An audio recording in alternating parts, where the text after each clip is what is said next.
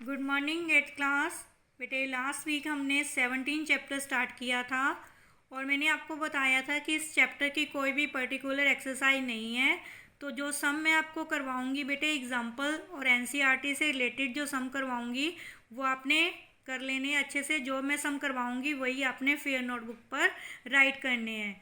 2 सम मैंने आपको करवाए थे, आज हम कर रहे हैं थर्ड सम। थर्ड सम है the adjacent angle of a parallelogram have equal major, find the measure of angle of the parallelogram. कहते हैं adjacent angle of parallelogram, parallelogram के जो एडजेसेंट एंगल हैं वो इक्वल हैं। And find the measure of angles of the parallelogram, तो parallelogram के बाकी के सारे एंगल्स हमें फाइंड आउट करने हैं। तो एडजेसेंट एंगल मैंने आपको क्या बताए थे कि जो एक ही लाइन पे एंगल बने होते हैं, एक ही लाइन पे बने एंगल्स क्या हैं, इक्वल हैं। तो हम पैरेललोग्राम ड्रॉ कर लेते हैं ए बी सी डी। तो एडजेसेंट एंगल कौन से हुए, A and B. A and B दोनों इक्वल हैं, मतलब एक्स और एक्स इक्वल मान लेते हैं। तो let two adjacent angle X और X, A equal to B X. अब हमें पता है कि एडजेसेंट पैरेललोग्राम के अंदर जो ऑपोजिट एंगल होते हैं वो भी इक्वल होते हैं। ऑपोजिट मतलब ए का ऑपोजिट सी और बी का opposite D. In a parallelogram opposite angle are equal, so C और डी भी कितने हुए, एक्स। क्योंकि बी एक्स है तो डी भी एक्स, ए एक्स है तो सी भी एक्स, ऑपोजिट एंगल हो गए। इसका मतलब हमारे पास चारों एंगल आ गए। चारों एंगल कितने कितने, एक्स और एक्स। सारे एंगल्स क्या हैं, पैरेललोग्राम के इक्वल हैं। अब सम ऑफ 4 एंगल्स की प्रॉपर्टी 360, चारों एंगल्स का प्लस 360 के इक्वल होता है। A plus B plus C plus D is equal to 360। और चारों एंगल हमने कितने लेट किए हैं, एक्स और एक्स।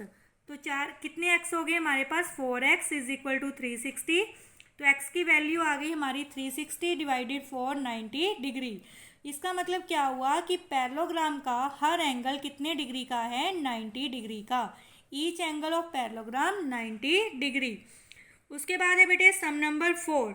आपको 3 फिगर्स दी गई हैं। इन फिगर्स के अंदर आपको एक्स वाई जेड की वैल्यू फाइंड आउट करनी है। ये 3 सम है, ए बी एंड सी। तीनों क्या है, ये हमारे पैरेललोग्राम। पैरेललोग्राम की प्रॉपर्टीज वही हैं, ऑपोजिट एंगल्स इक्वल और एडजेसेंट एंगल का प्लस 180। तीनों में यही प्रॉपर्टी आपने यूज करनी है। तो सम नंबर 3 में आपको समझा रही हूँ। ये देखिए, ये इसका डायग्राम है, ए बी सी डी। ये 4 एंगल्स हैं। ए कितना है, एक्स, डी कितना है 50 और सी कितना है वाई। और ये देखिए बी को हमने आगे बढ़ाया है, इसको इंक्रीज किया है। और ये बाहर इसका जो एंगल बन रहा है वो है जेड। बी से बाहर की ओर बन रहा है, ना कि अंदर की ओर। तो ये एक्सटीरियर एंगल है जेड। तो हमें ये तीनों एंगल फाइंड आउट करने हैं। तो कैसे करेंगे, तो सबसे पहले ए और डी, ए और डी ये कौन से एंगल है, एडजेसेंट एंगल, एक ही पॉइंट एक ही लाइन पे बने हैं। तो इनका प्लस 180 है। Angle A plus D is equal to 180। A कितना है एक्स, डी कितना है 50 इक्वल टू 180। तो एक्स की वैल्यू आ गई 180 माइनस 50 130। तो ये एक्स एंगल, ये वाला एंगल आ गया 130। अब हम जानते हैं कि एक्स और वाई, ये देखिए एक्स और वाई कौन से एंगल हैं, ऑपोजिट एंगल।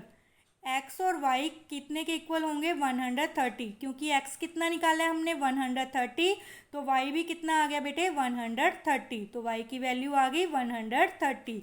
अब कौन सा रह गया, जेड। अब जेड क्या है, एक्सटीरियर एंगल। जेड क्या है, एक्सटीरियर एंगल। हम देखते हैं कि ए बी और सी डी ये क्या है, पैरेलल लाइंस। क्योंकि पैरेललोग्राम है तो ये ऑपोजिट साइड्स मैंने आपको बताया था पहले, पैरेलल भी होती हैं और इक्वल भी होती हैं। ए बी और सी डी क्या है, पैरेलल लाइंस। देखिए मैं आपको करके बताती हूँ। जैसे ये 2 लाइंस हैं, ये कौन सी है, ए और बी। ये कौन सी है, सी एंड डी। इनको अगर थर्ड लाइन इंटरसेक्ट करती है, ये क्या है, थर्ड लाइन इनको इंटरसेक्ट कर रही है, तो इसके ऊपर ये जो एंगल बनते हैं, एक इस लाइन के इधर और दूसरा दूसरी तरफ, ऑपोजिट साइड पे जो एंगल बनते हैं उनको हम बोलते हैं अल्टरनेट एंगल। कौन से एंगल होते हैं ये, अल्टरनेट एंगल। और ये एंगल हमेशा इक्वल होते हैं।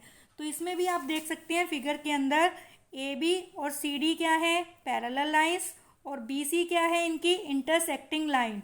तो इनके ऑपोजिट साइड पे कौन से एंगल बन रहे हैं, वाई एंड जेड। तो ये एंगल भी क्या होंगे, आपस में इक्वल, क्योंकि ये कौन से एंगल है, अल्टरनेट एंगल। तो देखिए बेटे, आप देखते हैं ए बी और डी सी क्या है, पैरेलल, और बी सी है ट्रांसवर्सल।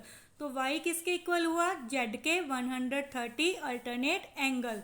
अब y 130 है तो z भी कितना होगा, 130।